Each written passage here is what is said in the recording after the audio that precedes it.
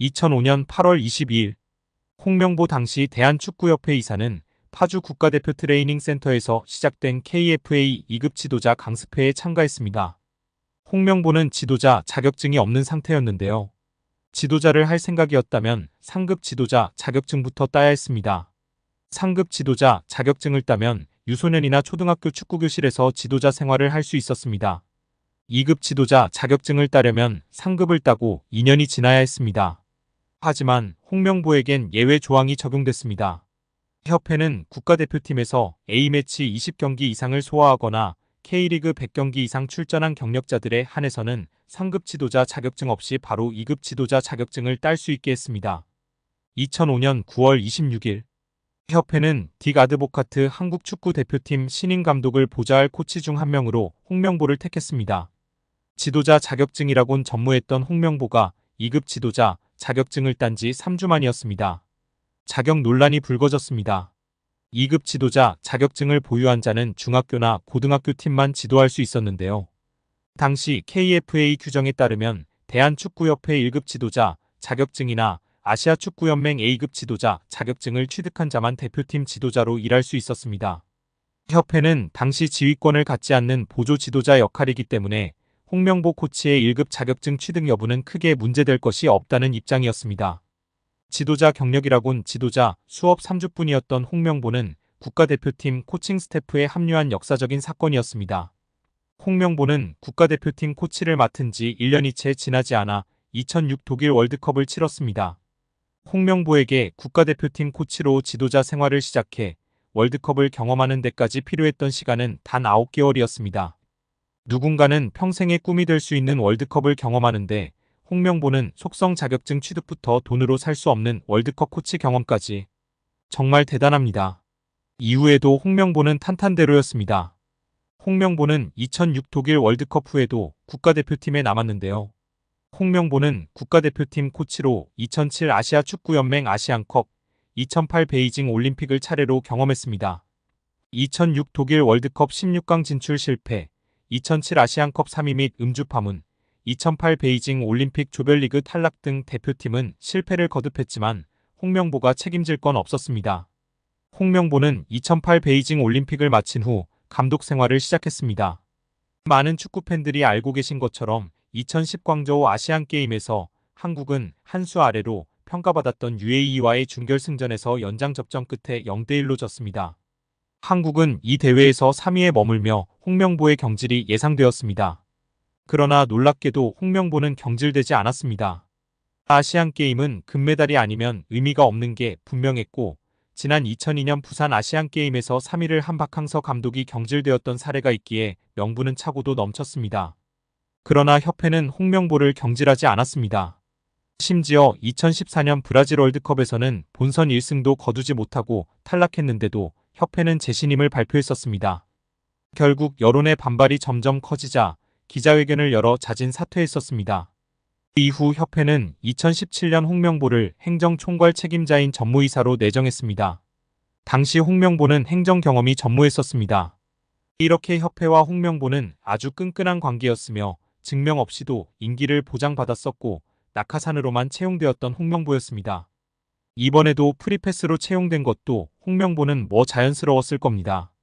홍명보는 나를 버렸다. 이젠 대한민국 축구밖에 없다고 하며 대표팀 감독을 승낙했다고 밝혔었는데요. 홍명보가 버린 건 자신이 아닌 울산입니다. 울산은 3년 재계약을 맺은 지 1년도 지나지 않은 감독을 협회에 내어주면서 상처만 남겼습니다. 홍명보는 대표팀 감독으로 실력은 물론이거니와 도의 신의를 저버리는 인성도 문제가 있는 감독입니다. 속히 선임 취소 혹은 자진 사퇴만이 답입니다. 한국 축구에서 학명으로 가장 두드러진 인물이 바로 지금 이 시끄러운 와중에 축구 대표팀 감독을 맡은 홍명보 감독입니다. 박종환 감독이 대표팀을 이끌던 1995년 한국팀은 코리아컵 준결승전에서 예선에서 쉽게 승리했던 잠비아에 패했습니다. 그런데 이 경기 전날 박 감독의 억압적이고 비인격적 훈련에 불만을 품고 있던 홍명보, 황선홍 등 주전 선수들이 경기 전날 술집에서 대취할 정도로 술을 마신 사실이 언론에 보도가 돼 난리가 났습니다. 그래서 홍명보 선수 등은 징계 위기에 처했는데 이들은 그 제보자로 박 감독을 꼽았고 언젠가 안갚음하리라 맹세했다고 합니다. 다음해 아시안컵 8강대 이란전에서 한국은 6대2로 참패하였습니다. 유례를 찾기 힘든 처참한 패배입니다. 특히 전반에 2대1로 앞서고 있었는데 휴식 시간 라커룸에서 무슨 일이 있었는지 후반에만 연속으로 5골을 먹은 것입니다. 당사자들은 부인하지만 이 사건은 축구계뿐 아니라 축구팬들도 의혹을 거두지 않고 있습니다. 박 감독은 결국 감독에서 물러났고 당시를 회상하며 자살까지도 생각했을 만큼 개인적으로도 충격이 컸다고 했습니다. 한국이 참패를 당하자 국내 언론들은 11회를 이끌고 있는 홍명보가 태업을 이끌었다. 박종환 감독을 끌어내리기 위해 선수들이 태업을 했다라는 등의 뒷말들이 나돌기는 했지만 끝내 참패 원인의 진실은 밝혀지지 않았습니다. 당시 한 언론은 홍명보 선수가 과학적이고 체계적으로 지도하는 감독을 원한다며 스파르타식 훈련을 고집하는 박종환 감독에게 노골적인 반기를 들었지만 누구보다도 체계적으로 지도했던 아나톨리 비쇼베츠 전 감독에게도 노골적인 불만을 터뜨렸다고 전했습니다. 조중현 당시 KBS 해설위원조차 홍명보가 선수로서의 본분을 망각한 것 같다. 옛날에는 감독의 그림자도 밟지 않았는데 어쩌다 이 지경이 됐는지 모르겠다고 개탄했다고 합니다. 하석주 전 전남 감독은 최근 언론 매체 오센과의 인터뷰에서 11회는 그냥 봉사단체다. 내가 회장을 맡고 있다. 라고 밝힐 뿐 특별한 이야기는 하지 않았었습니다. 선수들을 완전히 장악한 감독은 아마 거스 히딩크 감독이 유일할 것입니다. 부임 후 선수들을 지켜본 후 그는 자신의 스타일과 맞지 않는다며 이동국 선수를 대표팀에서 탈락시켰습니다. 이동국 선수는 당시 대표팀 부동의 스트라이커였습니다. 난리가 났지만 히딩크 감독은 꿈쩍 않았습니다. 이동국 선수가 한 방에 날아가는 것을 보고 당시 건방이 하늘을 찌르던 대표팀 선수들은 정신을 번쩍 차렸습니다. 긴 머리 휘날리던 테리우스 안정환 선수는 머리를 자르고 뽀글이 파마를 하고 트레이닝 센터에 나타났습니다.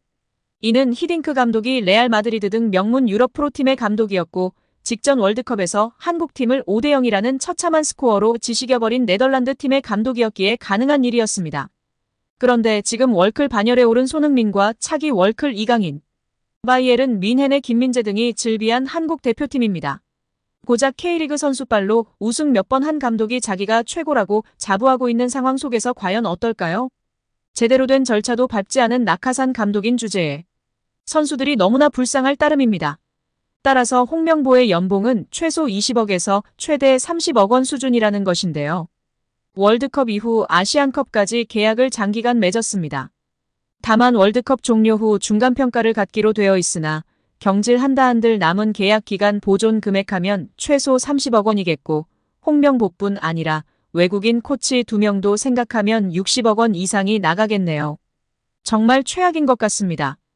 경질 없이 가도 홍명보 30억 원의 외국인 코치들까지 하면 연 60억 원 이상씩 나가는데 대체 왜 캐나다를 이끌고 코파 4강까지 간 제시마치를 안 잡았고 바로 프리미어리그 승격을 코앞에서 놓친 바그너 그리스로 유로를 아쉽게 못 나간 포엣을 버리고 홍명보인지 당최 이해가 가질 않습니다.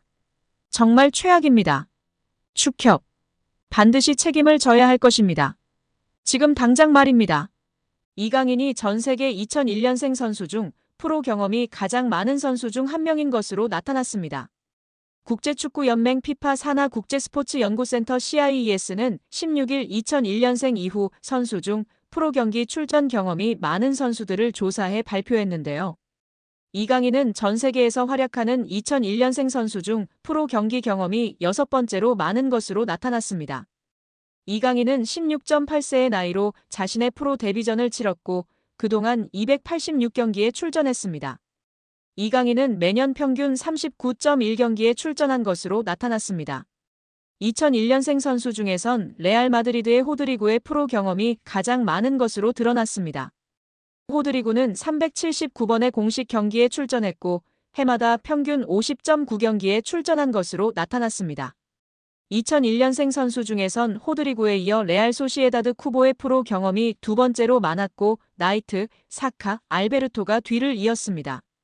이강인은 지난 2019년 국제축구연맹 20세 이하 월드컵에서 대회 득점왕 홀란드를 제치고 골든볼을 수상하며 전세계 최고 유망주로 인정받기도 했습니다. 벨기에 신성 케털라러는 이강인에 이어 전세계 2001년생 선수 중 프로 경기 경험이 7번째로 많은 것으로 나타났습니다.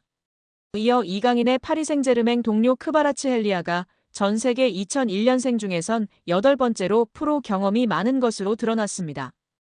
2002년생 선수 중에선 레알 마드리드의 카마빙가의 프로 경기 경험이 가장 많았고 리버풀의 흐라벤베르흐가 뒤를 이었습니다. 2003년생 중에선 레알 마드리드의 벨링엄과 바이에른 뮌헨의 무시알라가 프로 경기 경험에서 나란히 1위와 2위를 기록했습니다.